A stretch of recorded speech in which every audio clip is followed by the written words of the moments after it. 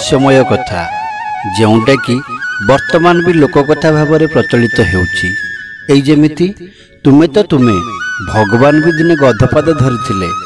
आज्ञा हाँ दर्शक बंधु, भगवान गधपाद धरी जे क्षणके सबु परिवर्तन करिपारंती, सबु असंभव को संभव करिपारंती, सेई परम पुरुष लीलामय श्रीकृष्ण पुणी दिने गधपाद धरी। किंतु काहींकि आजिर विषय एई रहस्यमय कहानी उपरे आधारित। कहानीटी आरंभ करने पूर्व आपण मानकु गोटिए अनुरोध, वीडियो को शेष पर्यंत देखंतु और मो चैनल को जदि सब्सक्राइब करिनाहांती तेबे सब्सक्राइब करंतु। एबे आसंतु कहानीटी सुनिबा। महाभारतर कथा। महाराज युधिष्ठिर थरे राजस्व यज्ञर आयोजन कले। जो यज्ञ रे हाराहारी 1 लाख राजों को आमंत्रण करिबार व्यवस्था थिला, किंतु भगवान को ज्ञात हैला जे जरासंध नामक एक राक्षस 1 लाख रु 2 जन कम राजा को बंदी करी रखिछि एवं से मध्य गोटे यज्ञ करुछि जोंथिरे राजा माननकु बलि दिया जिवो। एई क्षेत्र रे भगवानकर आभिमुख्य थिला सेई पापाचारी जरासंध को वध करिबा सह राजस्व यज्ञ रे समस्त राजा को उपस्थित कराइबा। तेणु भगवान कृष्ण छद्म बेशरे बा ब्राह्मण बेशरे भीम एवं अर्जुन को सांगरे नहीं जरासंध राज्य को जाइछंती।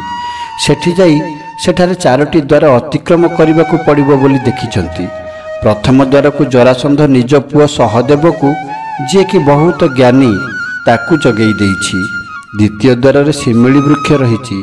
तृतीय द्वार रे भेरी तुरी जगिछि एवं चतुर्थ द्वार रे गध जगिछि। प्रथम द्वार को अतिक्रम करिबा पई भगवान कृष्ण सुमधुर स्वर रे वेदपाठ करिथिले। जेउठी स्वयं ब्रह्म भगवान वेदपाठ करुछंती से जगार सहदेव ताहा शुणी अत्यंत प्रीत हेले एवं यथासंभव तांको द्वार छाड़ीदेले।